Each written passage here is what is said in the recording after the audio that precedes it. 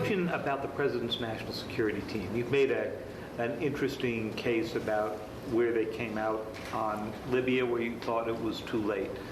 In the case of Afghanistan, you just made the argument that you thought that setting the date over the long term was something that came to regret, although they've since sort of moved the outer date.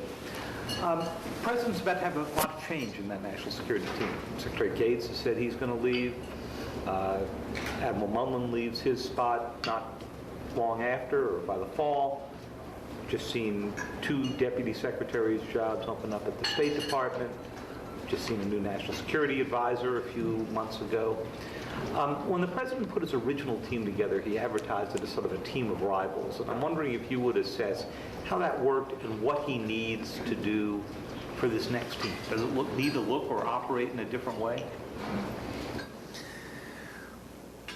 Well, obviously the President leads, and his team,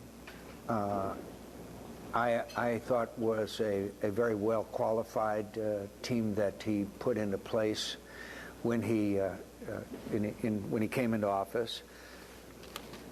The President's approach to national security was very different than mine.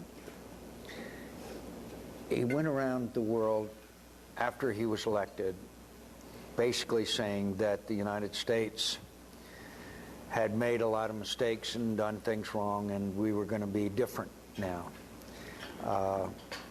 There was a, quote, outreach to a lot of countries, unclench the fist, outreach, etc., reset, all of those words were used. And the best example is, in my view, where we disagree, is Iran. When the demonstrators were in the streets in early 2009 and saying and chanting, Obama, Obama, are you with us or are you with them?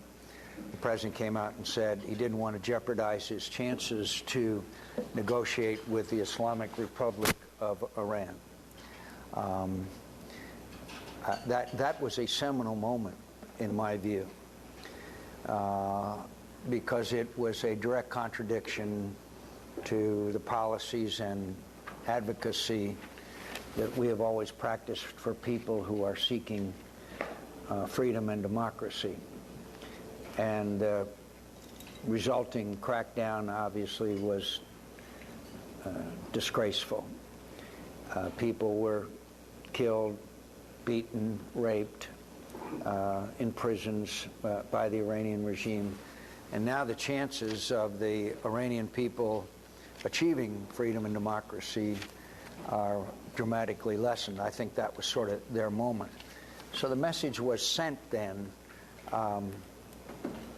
that we are not going to stand up for, whether intended or not, we're not going to stand up for people who are struggling for their basic freedoms that we believe are guaranteed to everyone in the world.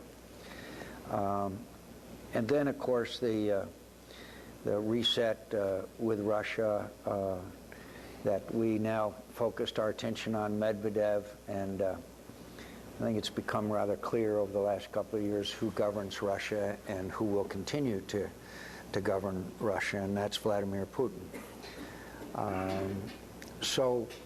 But I think, having said that, I think that the administration has, and the President continues to rely on multinational efforts. I'm all for multinational efforts. I'm all for getting coalitions together. I'm all for getting our allies and people with shared goals and values.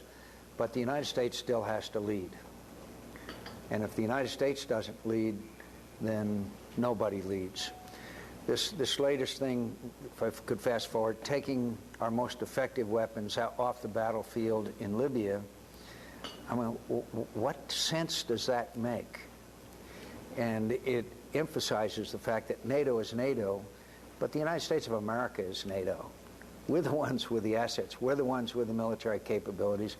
We're the ones that should be leading